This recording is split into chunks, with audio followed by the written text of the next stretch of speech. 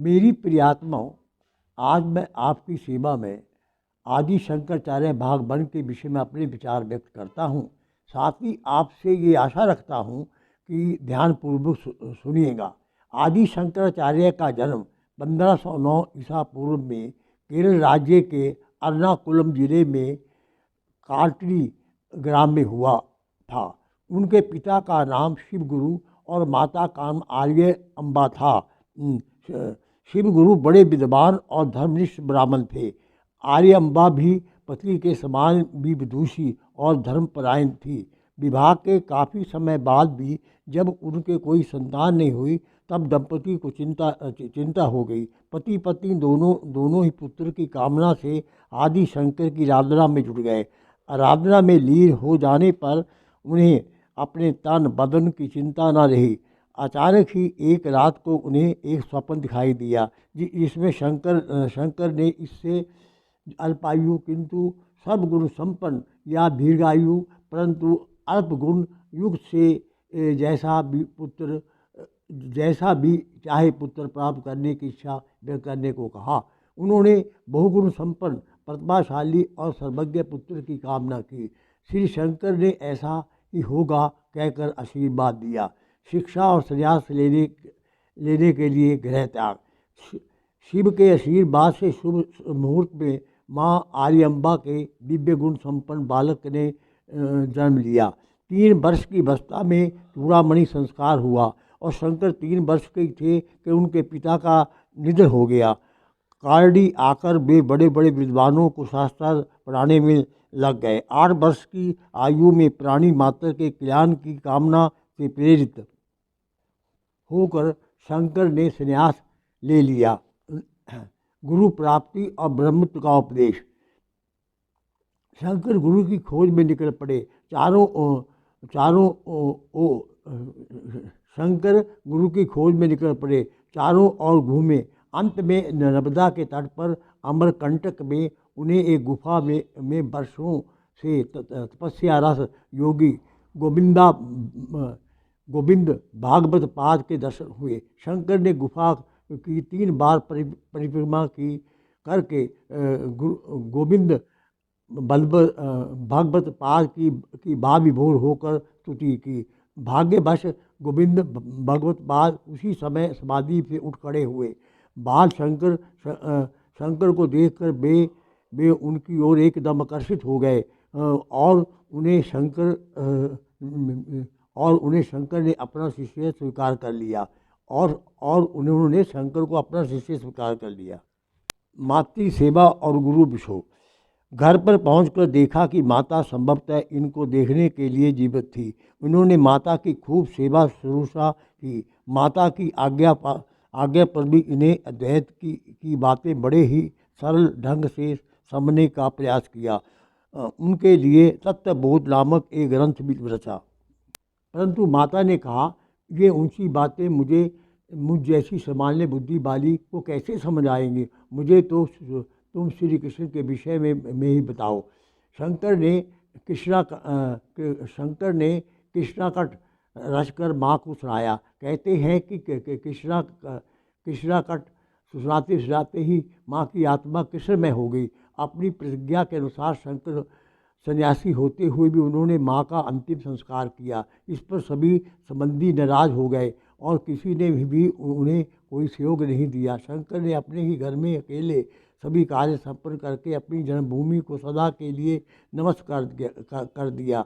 जैसे ही वे वहाँ से चले, वे सदानंद नामक व्यक्ति से यह जानकारी मिली कि उनके गुरु गोविंद भगवत आचार्य रुग्ण शैया पर पड़े हैं और वे उनसे मिलना चाहते हैं। शंकर तुरंत ही अमरकंटक की ओर चल दिए। वहाँ पहुँचने पर उन्होंने पाया कि गुरु अचेतना अवस्था में पड़े हैं, लेकिन जैसे ही शंकर वहाँ पहुँचे उन्हें चेत आ गया और उन्होंने शंकर को काशी जाकर वहाँ से दिग्विजय यात्रा आरंभ करने का आदेश दिया और आशीर्वाद दिया। शंकर को संसार में पूर्ण विरक्ति होते हुए भी माँ और गुरु से थोड़ा मोह था। ईश्वर ने जीवन लक्ष्य के पथ पर अग्रसर होने से पूर्व ही इन दोनों बंधनों से मुक्त कर दिया। काशी में निवास और चंडाल से भेद। 1 मास की एक मास की यात्रा के बाद वे शिष्य सहित कांची पहुँचे। वहाँ से मणिकर्णिका घाट पर रहने लगे। उन्होंने वहाँ सर्वप्रथम अन्नपूर्णा देवी के दर्शन करके ही अनोखी भिक्षा मांगी, जो इस प्रकार थी। ज्ञान वैराग्यम सिद्धर्म भिक्षाम देही।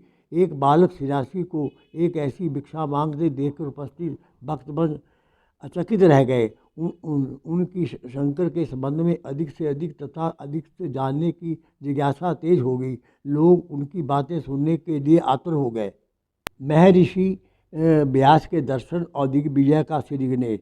शंकर ने ब्रह्मसूत्र पर भाष्य की प्रशंसा सभी ओर से हो रही थी। बड़े बड़े विद्वान भाष्य की भाषा और अभिव्यक्ति की सरलता पर मुग्ध थे। एक दिन एक ब्राह्मण ने गंगा किनारे शंकर से एक सूत्र का अर्थ पूछा। उस सूत्र पर ब्राह्मण के साथ शंकर का 8 दिन तक शास्त्रार्थ होता रहा। उस ब्राह्मण ने शंकर को यह भी सुझाव दिया कि वे आचार्य कुमार भट्ट को अपना भाष्य दिखाकर उसकी सम्मति ले ले। इससे इस भाष्य का देश भर में प्रचार हो सकेगा। काशी में रहते हुए शंकर ने वहाँ के प्राय सभी विरोधी मत वालों को परास्त कर दिया। काशी में वे उस कोटि के पंडितों में गिने जाने लगे।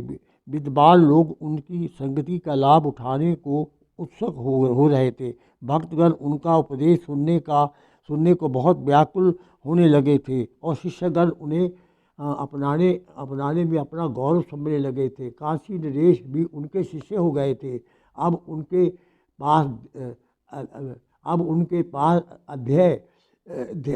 पास ध्येय और नेता पर श्रद्धा, भक्ति और विश्वास रखने वाले शिष्यों की एक विशाल मंडली तैयार हो चुकी थी। स्थान स्थान पर अपने शिष्यों को छोड़कर संपूर्ण भारत में एक ही विचारधारा उत्पन्न करने की स्थिति में आ गए थे। अतः उन्होंने अपनी दिग्विजय का कार्यक्रम शिष्यों के सम्मुख रखा। इससे सभी को प्रसन्नता हुई। दिग्विजय की कूच के समय कांची नरेश उनके साथ थे। ज्ञान के साथ भक्ति का भी योग हो गया।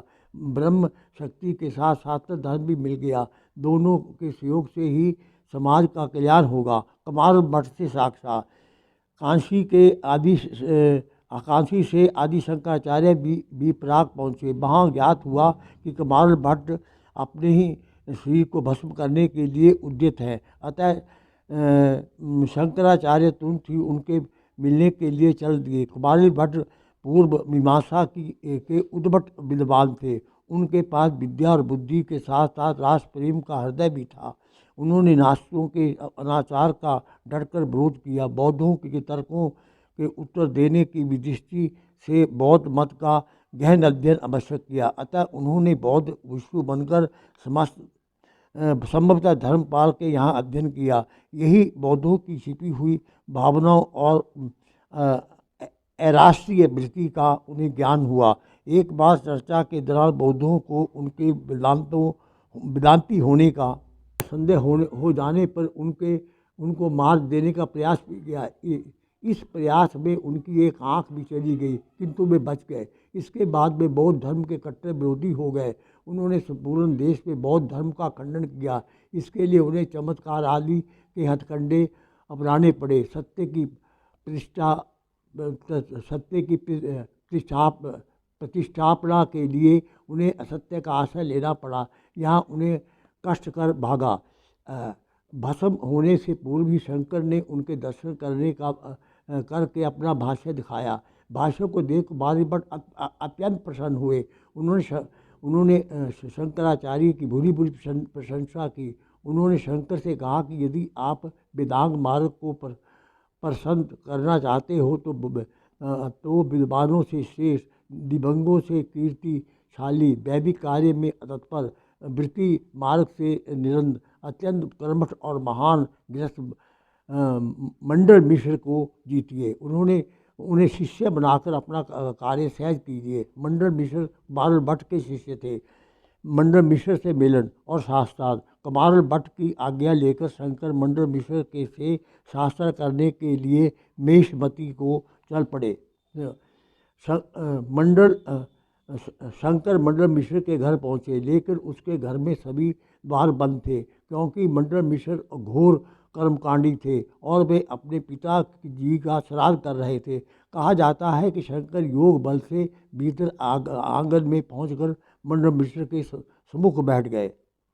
आचार्य शंकर का मिश्र मिश्र आपके सम्मुख आचार्य शंकर खड़े हैं।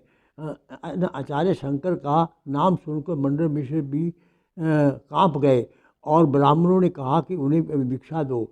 भिक्षुओं का आदरपूर्व भिक्षा देना गृहस्थों का परम धर्म है। शंकर ने कहा, हम तो शास्त्र की भिक्षा मांगने आए हैं। मिश्र जी ने शास्त्र करना स्वीकार किया। दोनों ने यह भी स्वीकार किया कि मंडन मिश्र की धर्मपत्नी उमा भारती शास्त्रार्थ की मध्यस्थता करेगी। जीतने वालों के मत को हराने वाले को ही मानना पड़ेगा। हारने वाले को जीतने वाले का शिष्यत्व स्वीकार करना होगा। एक सन्यासी को गृहस्थ और गृहस्थ को सन्यासी बनना पड़ेगा।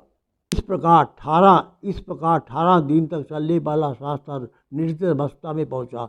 उपस्थित विद्वान मंडली ने भारती देवी की निष्पक्षता की सराहना की और विचार व्यक्त किया कि जब मंडन मिश्र जैसे उद्भट विद्वान अंतोगत प्राप्त हो गए तो यह समझना चाहिए कि इसी यति को शास्त्र चर्चा में जीतना असंभव है। शंकर एवं उमा भारती शास्त्रार्थ की शर्त के अनुसार मंडन मिश्र को शंकराचार्य जी ने का शिष्यत्व करके सन्यासी बनना था। पति सन्यासी बन जाए और पत्नी गृहस्थ का सुख भोगती रहे, ये बात उभय भारती को उचित नहीं लगी थी। वह इससे संतुष्ट नहीं थी। आचार्य शंकर एक स्त्री से शास्त्र करने को तैयार नहीं हुए। उमय भारती ने प्राचीन काल में यज्ञवल्ल्य आदि ऋषियों द्वारा गार्गी और सुलभा के लिए भी शास्त्रार्थ का उदाहरण देते हुए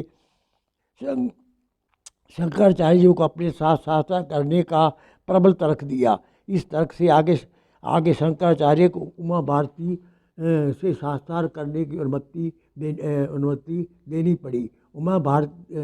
जब उमा भारती किसी भी प्रकार से शंकर को ना हरा सकी, उसने काम कला संबंधी प्रश्न किए।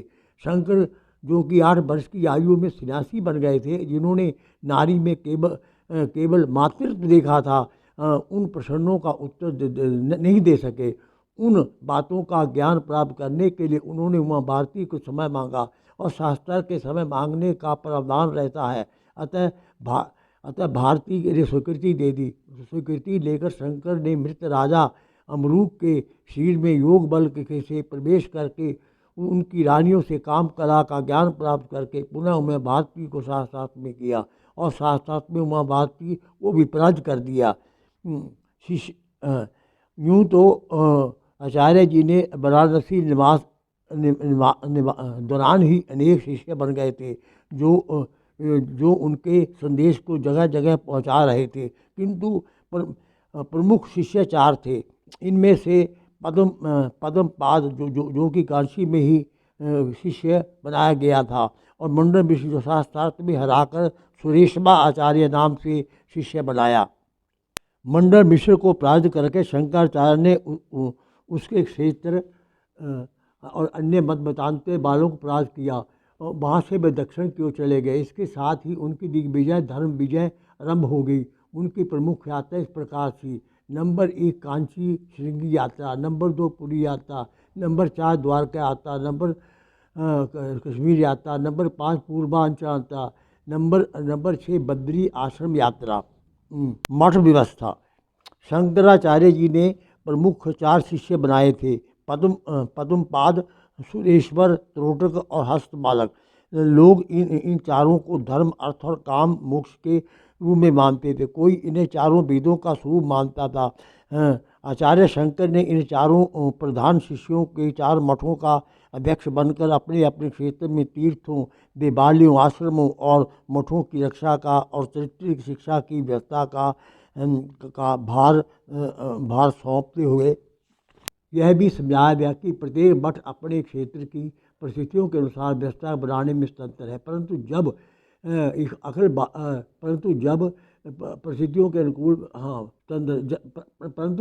अखिल भारतीय प्रभाव डालने वाली कोई समस्या उठे तो चारों मठों को सर्वसम्मति कोई मार्ग निकालना होगा।